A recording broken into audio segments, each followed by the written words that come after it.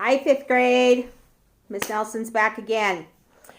Okay, so before we begin our next lesson, which is lesson 7, disagreeing respectfully.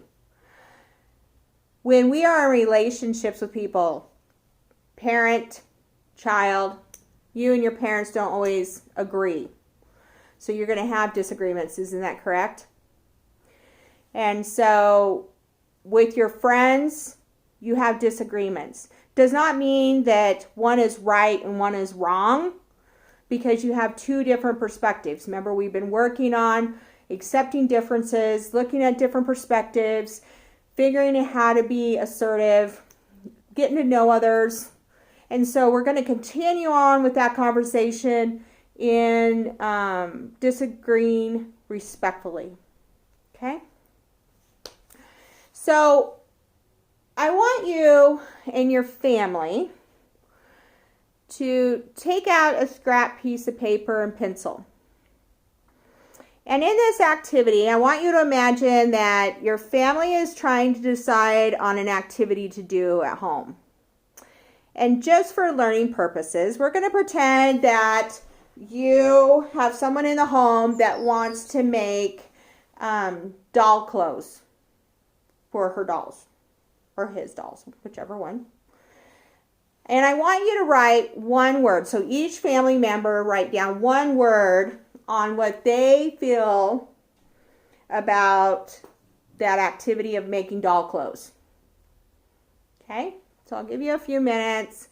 Get some paper and a pencil, and everybody in your family write down one word of how they feel about making doll clothes for as a family activity.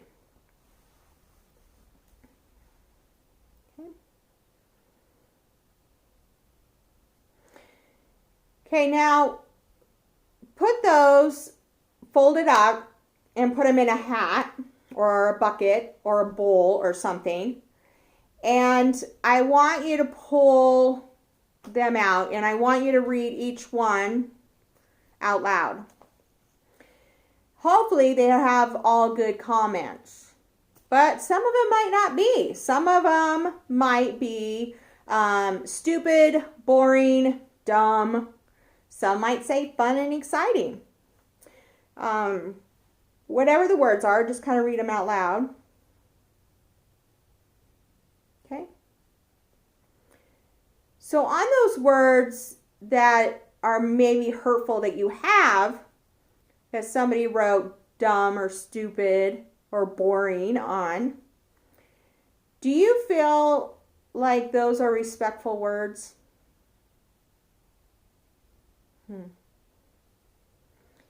Words that are respectful makes our bodies feel comfortable, right? And remember, when we talk about feelings being comfortable and uncomfortable, respectful words make us feel good inside. Makes us feel comfortable in our environment, right? But are those words dumb, stupid, and boring, comfortable words? No, those are uncomfortable. Those make us feel yucky. Does that make us want to have a relationship together? Probably not. And that is known as disrespectful. And especially in this time when we are spending a lot of time together as families, it can be really hard to come together to figure out what is a family activity we can do, how can we agree on it, how can everybody get their opinions and voice heard and make this work, right? And so we're going to kind of talk about that today, okay? So we're going to do 2 videos. This is 2 individuals who haven't learned anything about our lessons that we've been working on for the last couple of months. And they're having a disagreement right now. And I want you to carefully listen for blaming language. Okay, blaming language. Listen real carefully.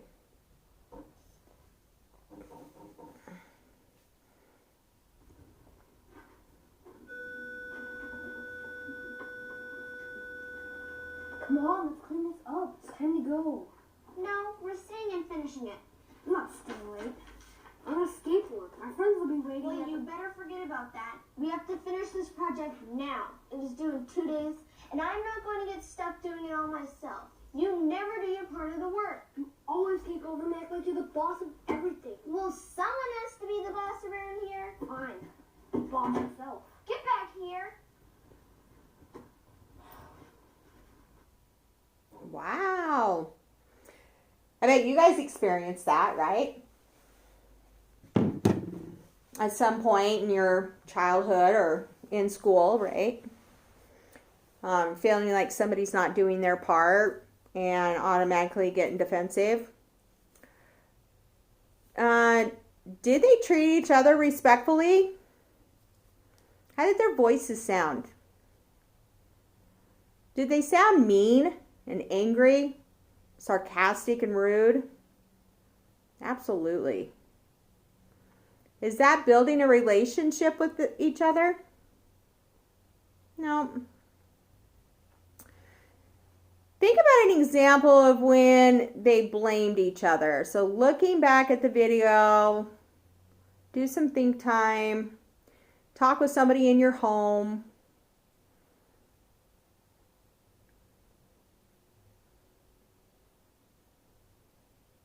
Okay, got that done. What are something that you guys came up with? Send me an email. Love to hear your comments on what you and the person you collaborated with said. I noticed that you never do your part of the work. You know, I hear that a lot. I did my part, they didn't do theirs, so I'm not doing any more kind of stuff, right? And not feeling like the workload was fair. And so that could be really hard and frustrating, right? And how do you think the people feel when they are being blamed? Probably really angry and defensive. Why would I want to work with you if you're yelling at me or not being respectful, right? And so it's a two-way street. And so you have to be respectful and kind to each other in order to accomplish the goal that we need to make. Did it seem as though Nick and her were listening to each other? I really didn't see it. He had his own objective. He wanted to go meet friends. Her objective was getting the work done. Neither one of them was listening to each other because they were just in their own point of view. This is what I'm doing. Leave me alone, right? Not being very respectful at all. Does it seem likely that Nick and her are going to find a solution? No. He left. There is no finding a solution in this situation, right? And why not? Because they're not willing to see each other's perspective. And that happens a lot in our families, in our schoolwork, in relationships outside of our home or outside of school. A lot of times people don't take the time to understand each other's perspective, which causes conflict, causes disrespect towards each other, which is not very kind. Okay? So now we're going to watch another video. Okay? And this is another disagreement between two people. But they have learned the same lessons you have learned these last couple of months. Now let's listen to them.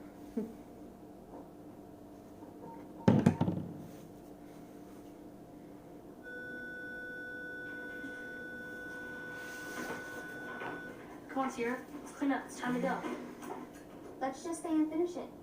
Sierra, I really don't want to stay late. I want to leave so I can go skateboard. I think we should stay and finish it. It's due in 2 more days, and we won't have enough time to finish it in class tomorrow. I disagree. I think we have plenty of time. Besides, I've been looking forward to skateboarding all day. I understand you'd be disappointed if you didn't get to ride your skateboard. I just think our project is more important than that. I know our project is important. We can work on it in class tomorrow. and we can write a list of things we still need to do.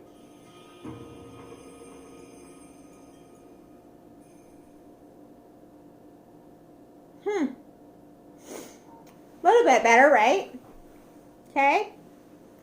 So Antonia and Sierra also disagreed, didn't they? Yeah. What were they disagreeing about? Kind of the same situation as the episode before. Bell rings. One wants to stay, the other one doesn't. Okay? Same situation, but how each team presented it differently, right? Okay? What did they do to handle their disagreement?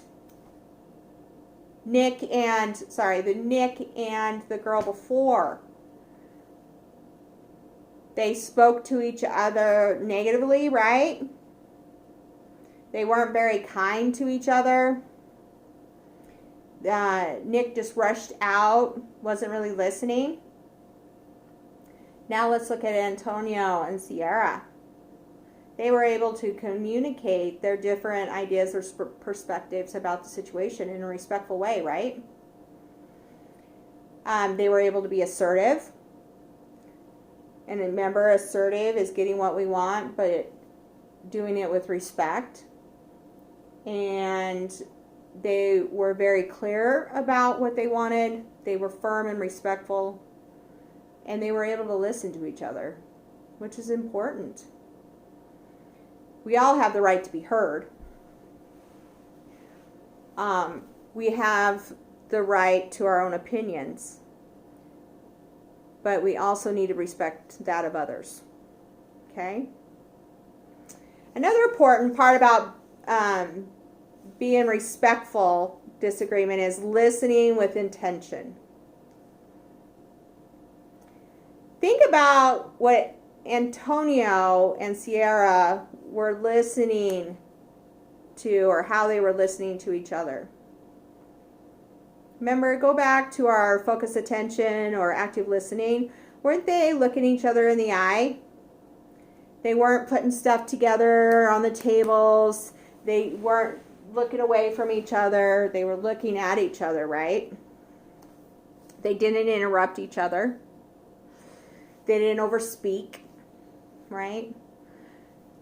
They repeated back what the other person said, so it shows that they were listening. Yeah, and these are really tough skills even as an adult. So I just want you to know, 5th grade, that I'm teaching you these skills at a young age so that way you can continue to practice them in your lifetime, because as you get older and become an adult, even adults struggle with this concept of having that active listening, to be able to disagree respectfully. Adults struggle with that. And as a new generation coming up, I'm hoping that you practice these skills so that way you can become good listeners, you can become a good friend, a good parent someday of your own. And so it's really important to practice. So your homework assignment for this lesson is, I want you to think about one time you might need to disrespect, or that you need to disagree respectfully with another person. So think about a situation. Maybe it's a situation going on at home right now that maybe you're not okay with something. And you need to talk about it. How are you going to do that? What skills can you use?